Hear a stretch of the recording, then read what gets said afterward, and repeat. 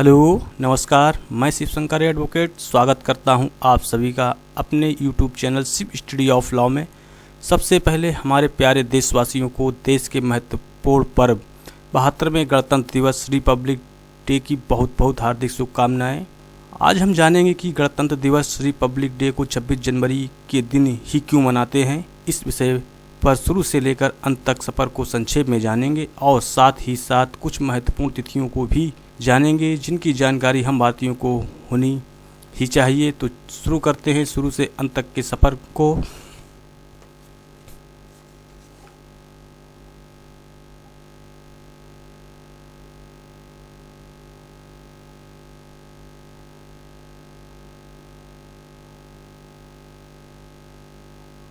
भारतीय संविधान की ऐतिहासिक पृष्ठभूमि की ओर चलते हैं।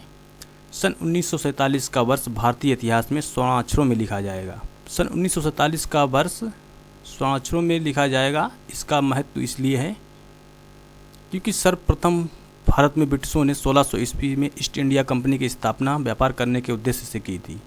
उसके बाद धीरे धीरे ब्रिटिशों ने भारत पर अपना क्षेत्रीय शक्ति का विस्तार कर लिया और 1858 में सिपाही विद्रोह के परिणाम स्वरूप ब्रिटिश ताज क्राउन ने भारत के शासन का उत्तरदायित्व प्रत्यक्षता अपने हाथों में ले लिया, जिसका परिणाम ये हुआ कि भारत का शासन ब्रिटिश सरकार के अधीन हो गया और ब्रिटिश सरकार के दौरान भारतीयों पर असहनीय जुल्मों का सिलसिला शुरू हो गया, जो कि भारतीयों को सहन नहीं हुआ। उन्होंने अपनी आने वाली पीढ़ियों को ब्रिटिश सरकार से आज़ादी दिलाने के लिए विद्रोह करना प्रारंभ कर दिया, क्योंकि वो चाहते थे कि जो जुल्म और सितम वो सह रहे और गुलामी की ज़िंदगी जी रहे हैं वो हमारी आने वाली पीढ़ियों को ना देखनी पड़े। इसलिए उन्होंने देश को आज़ाद कराने के लिए हंसते हंसते अपने प्राणों की आहुति दे दी और देश को स्वतंत्रता दिलाने के लिए वीर सपूतों ने अपना पूरा जीवन समर्पित कर दिया और हजारों स्वतंत्रता सेनानियों ने हंसते हंसते अपने प्राणों की आहुति दे दी। धन्य है हमारे भारत की माताएं जिन्होंने ऐसे वीर सपूतों को जन्म दिया, जिन्होंने अंग्रेज़ों को भारत छोड़ने पर मजबूर कर दिया और 15 अगस्त 1947 को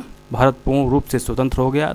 इसलिए सन 1947 का वर्ष भारतीय इतिहास में स्वर्ण अक्षरों में लिखा जाएगा। इसी वर्ष भारत अपनी सदियों की दास्तां से मुक्त हुआ था। इतने बलिदान के फलस्वरूप अर्जित इस स्वतंत्रता को संजोए रखने के लिए इसे अभी बहुत कुछ करना था। सर्वप्रथम देश के प्रशासन का महत्वपूर्ण कार्य सामने था, जिसके लिए हमारे नेताओं को एक सुदृढ़ ढांचा निर्मित करना था। भारत को एक संविधान की रचना करनी थी। ये कार्य सरल नहीं था, अनेक बाधाएं थीं। इन सबके बावजूद संविधान निर्मात्री सभा ने अथक परिश्रम तथा कार्यकुशलता का परिचय दिया और एक सर्वमान्य संविधान की रचना करने में सफल रही। स्वतंत्रता के पवित्र दिन के पश्चात दूसरा ऐतिहासिक महत्व का दिन था 26 जनवरी 1950, जब भारत का संविधान लागू किया गया, जिसने भारत को संसार के समक्ष एक नए गणतंत्र के रूप में प्रस्तुत किया। किसी भी देश का संविधान एक दिन की उपज नहीं होता है। संविधान एक ऐतिहासिक विकास का परिणाम होता है। अतः भारतीय संविधान के आधुनिक विकसित रूप को समझने के लिए उसकी ऐतिहासिक पृष्ठभूमि का भी सम्यक ज्ञान होना आवश्यक है। तो ऐतिहासिक पृष्ठभूमि की जो प्रक्रिया है उसके सम्यक ज्ञान के बिना हम संविधान को भली भांति नहीं समझ सकते हैं। इसके लिए हमें अंग्रेज़ों के भारत आगमन के काल से पहले नहीं जाना होगा, क्योंकि भारत में संवैधानिक परंपरा का विकास अंग्रेज़ों के भारत आगमन के समय से ही प्रारंभ हुआ है। भारतीय संविधान के ऐतिहासिक विकास का काल सन 1600 ईस्वी से प्रारंभ होता है। इसी वर्ष इंग्लैंड की ईस्ट इंडिया कंपनी की स्थापना की गई थी। यहाँ हम भारत में अंग्रेज़ों के आगमन के समय से लेकर आज तक के भारतीय संविधान के क्रमिक विकास का संक्षिप्त विवरण देंगे। इसके विकास काल को हम 5 भागों में विभाजित कर सकते हैं। पहला ये कि 1600 से 1765 का जो काल है अंग्रेज़ों का भारत आगमन का काल रहा, और दूसरा 1765 से 1858 तक का जो काल था वो ब्रिटिश साम्राज्य की स्थापना का काल रहा, और जो तीसरा है 1858 से 1919 तक का कंपनी शासन से प्रारंभ से लेकर कंपनी का अंत तक रहा, और चौथा था 1919 से लेकर 1947 का। इसमें स्वशासन का प्रारंभ हुआ और इस काल के दौरान 1934 में पहली बार M.N. रॉय ने भारत में संविधान सभा के गठन का विचार रखा था। 1938 में भारतीय राष्ट्रीय कांग्रेस की ओर से पंडित जवाहरलाल नेहरू ने घोषणा की कि स्वतंत्र भारत का निर्माण वयस्क मताधिकार के आधार पर चुनी गई संविधान सभा द्वारा किया जाएगा और इसमें कोई बाहरी हस्तक्षेप नहीं होगा। नेहरू की इस मांग को अंततः ब्रिटिश सरकार ने सैद्धांतिक रूप से स्वीकार कर लिया। इसे सन 1940 के अगस्त प्रस्ताव के रूप में जाना जाता है।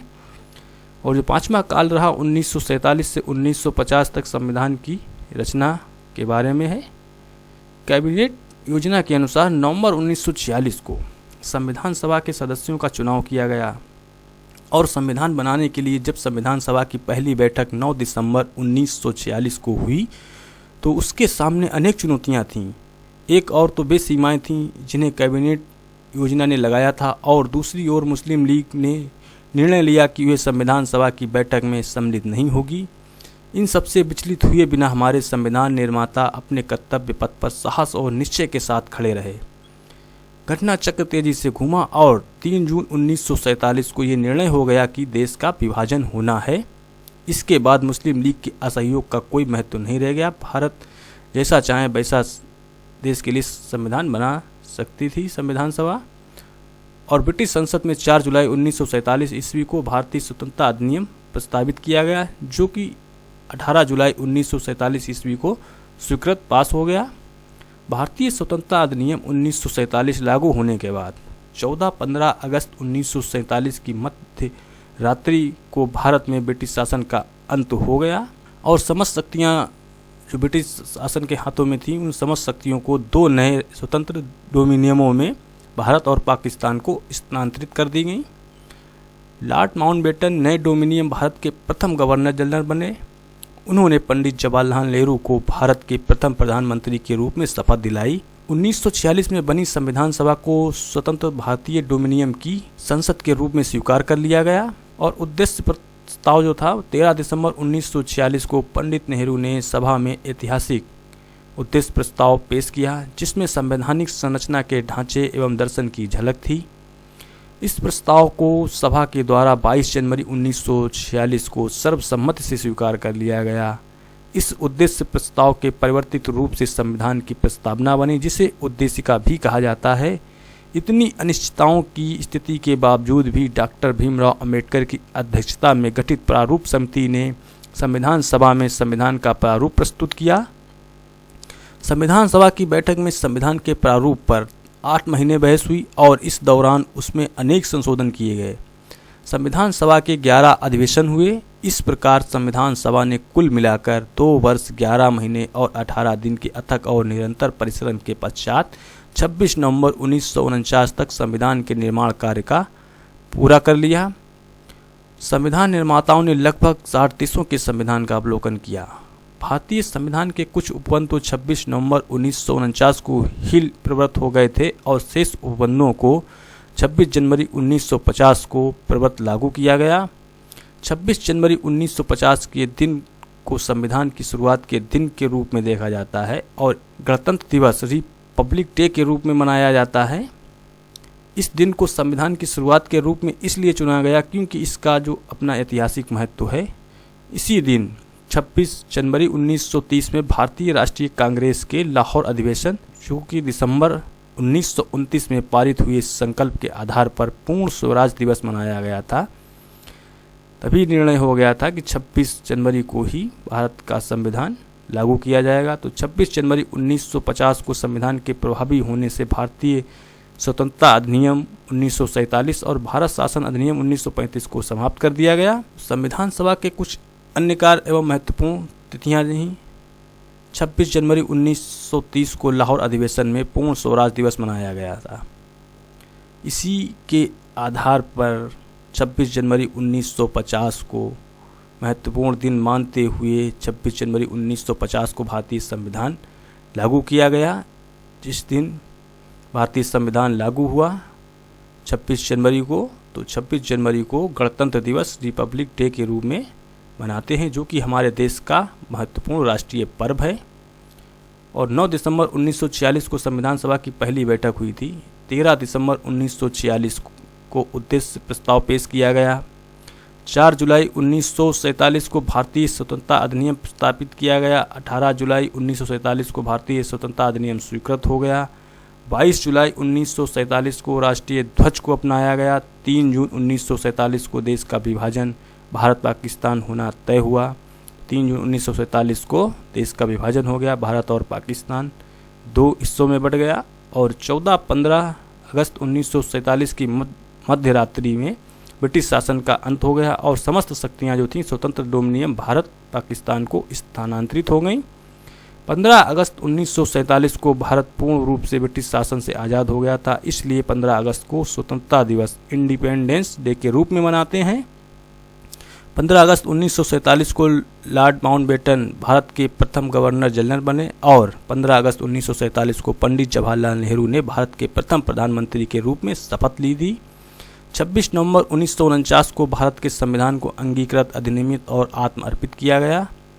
24 जनवरी 1950 को संविधान सभा की अंतिम बैठक हुई और अंतिम रूप से सभा के द्वारा हस्ताक्षर किए गए थे 24 जनवरी 1950 को ही।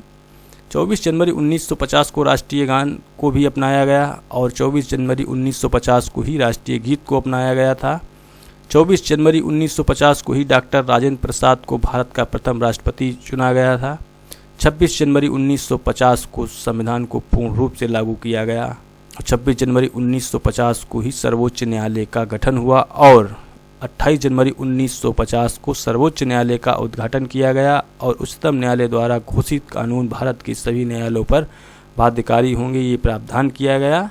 तो मेरे प्यारे देशवासियों, देश से संबंधित जानकारी के लिए नहीं पन्नों में लिखी गई है, बल्कि इसलिए है कि हमें याद रहे कि हमारे पूर्वजों ने कितने संघर्ष के बाद हमें ये आज़ादी दिलाई कि हम स्वतंत्रता से अपने तरीके से जी रहे हैं। परंतु कुछ लोग भूल जाते हैं और अपने निजी स्वार्थ के लिए किसी भी हद तक चले जाते हैं। तो हमें उन पुरानी बातों को नहीं भूलना चाहिए कि हमारे पूर्वजों ने देश के लिए कितना बड़ा बलिदान दिया है, उनका बलिदान व्यर्थ ना जाए। इसलिए निजी स्वार्थ को छोड़कर देश हित में कार्य करके देश को उन्नति की ओर ले जाना है। देश की सेवा के लिए ज़रूरी नहीं है कि सेना में भर्ती होकर ही देश सेवा की जा सके। आप जहाँ कहीं भी हैं, किसी भी पद पर हों या साधारण व्यक्ति ही क्यों ना हों, यदि आप अपने कर्तव्यों को भली भांति निभाते हैं तो राष्ट्र सेवा ही है। अंत में अपनी वाणी को 2 पंक्तियों के साथ विराम देता हूँ गणतंत्र दिवस के संबंध में। शहीदों का सपना सच हुआ जब भारत स्वतंत्र हुआ तब। आओ सलाम करें उन वीरों को जिनकी वजह से भारत गणतंत्र है अब। जय हिंद, जय भारत।